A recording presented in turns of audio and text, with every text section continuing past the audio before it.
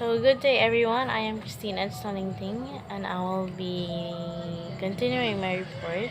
But before that, we'll have the recap first. So, again, Mrs. Grisel discussed that office accommodation, it refers to the selection of an appropriate location, building, and facilities for the office.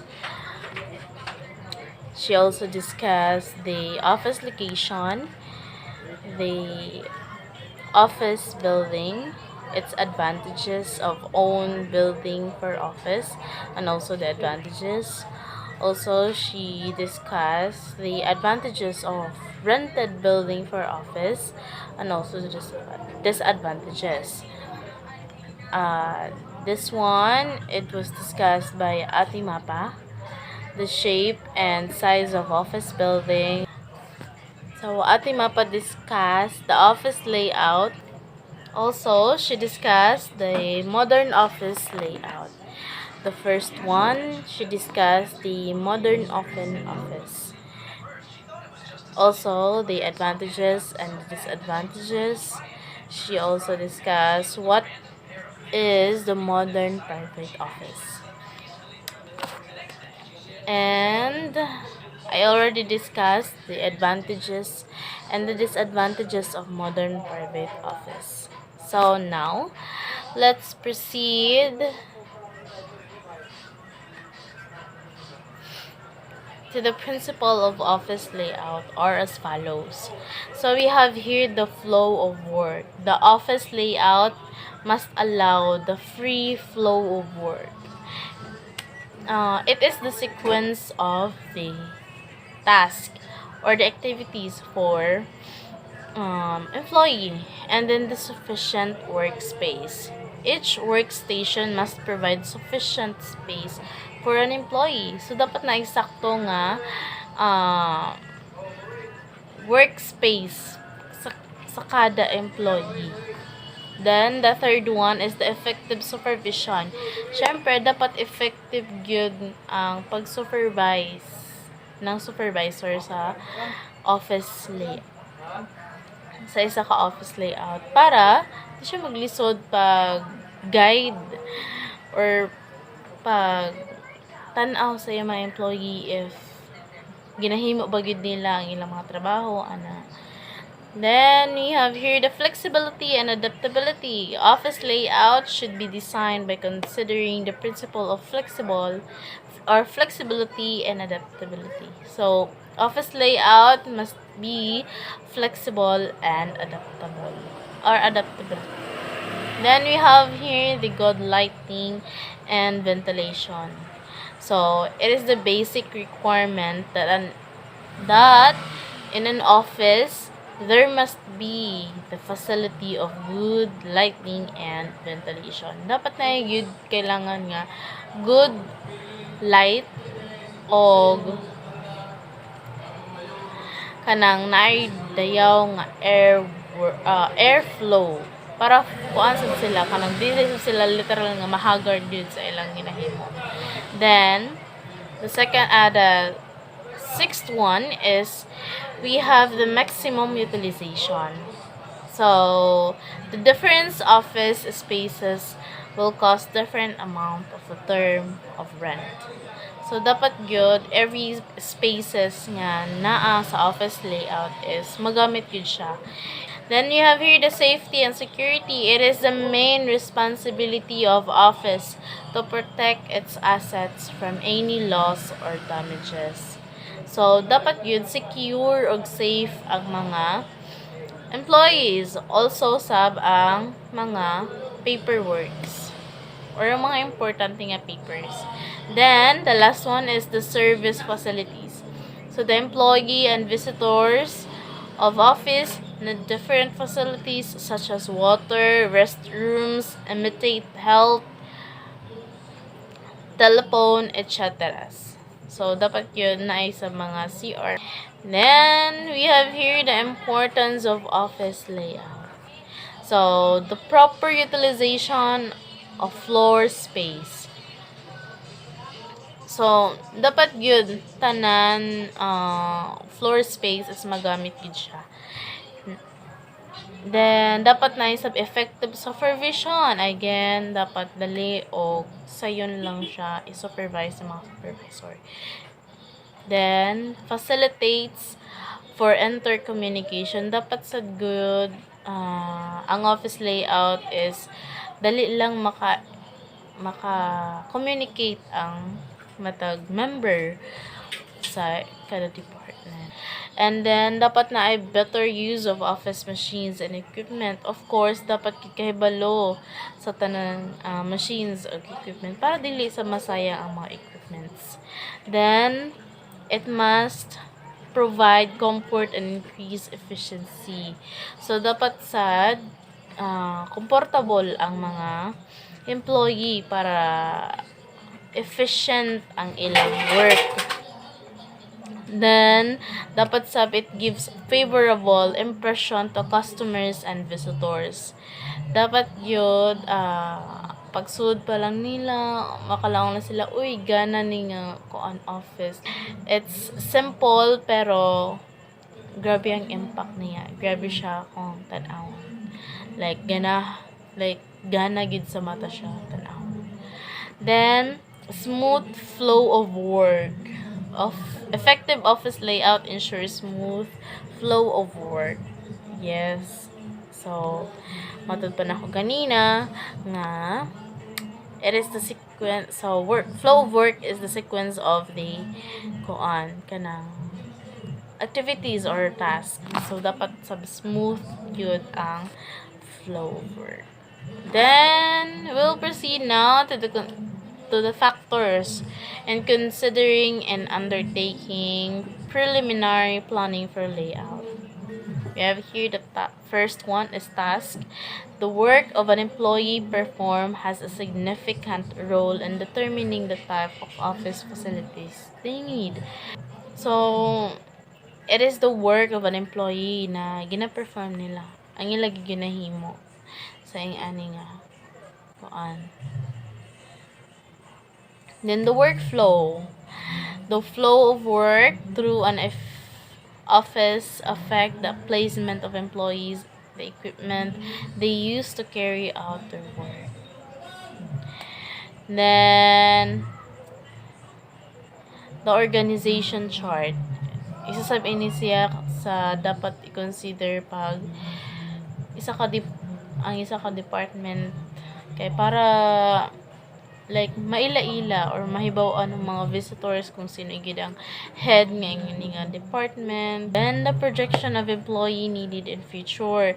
These help determine type and amount of additional office space that will be needed in the future because of growth. Then, communication network. The nature of telephone, email, and face-to-face contact between individuals. Of course, dapat yun na ay communication network para dili maglisod, para dili na ka magkahas-kahas pagpamiliti mo at lang sa nga na nga kuan. Pero if needed, face-to-face kid na kailangan atoon. Pero if dili, pwede ra through email, through telephone, pwede ra. Then, departmental organization. Delegation of department in relation to each other and within the organization affect organizational efficiency.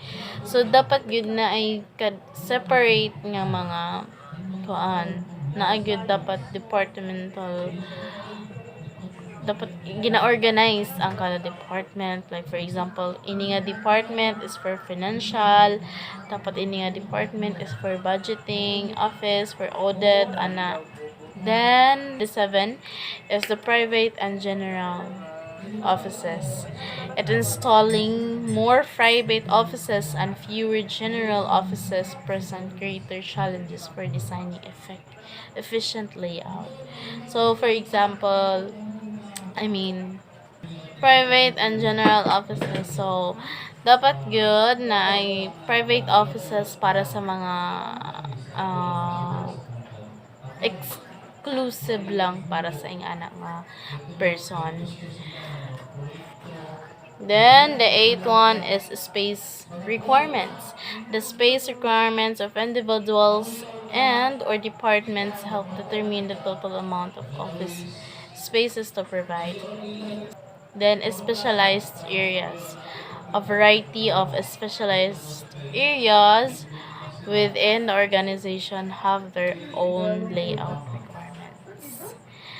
The 10 is the safety requirements. The layout needs to facilitate the efficient movement of employees from one areas to another.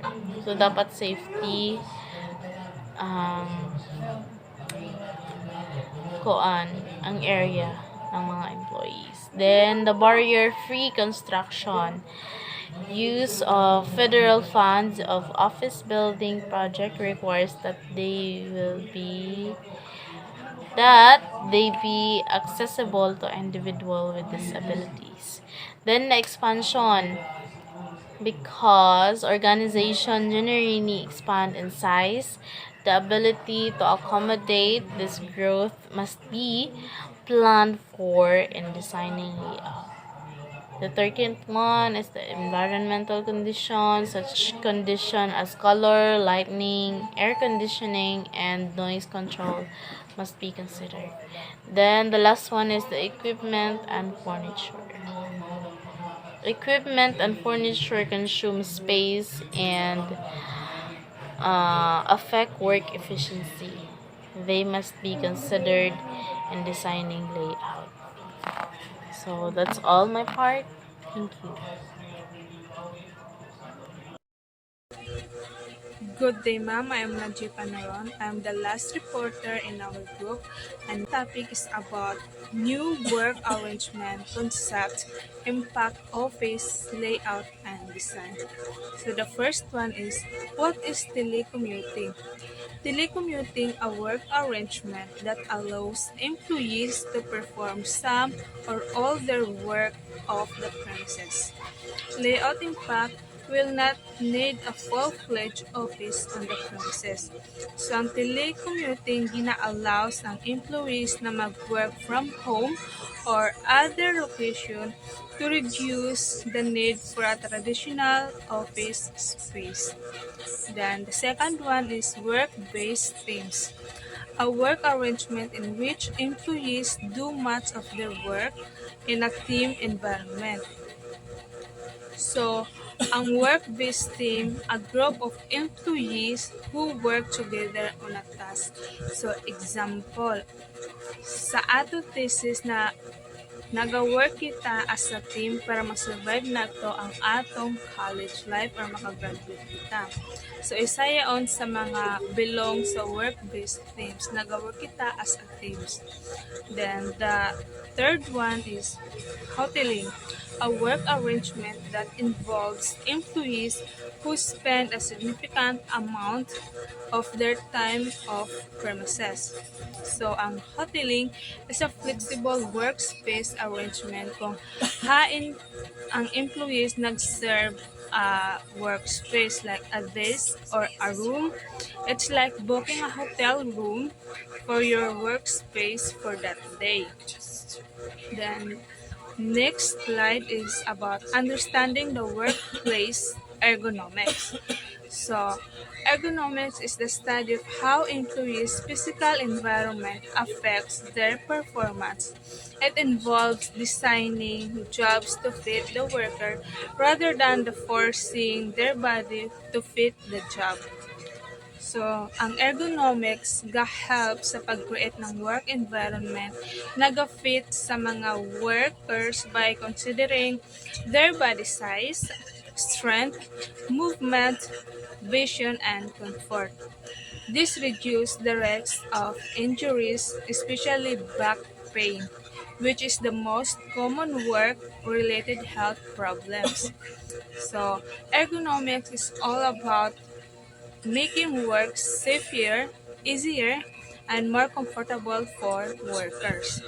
Then there are three broad areas of ergonomics.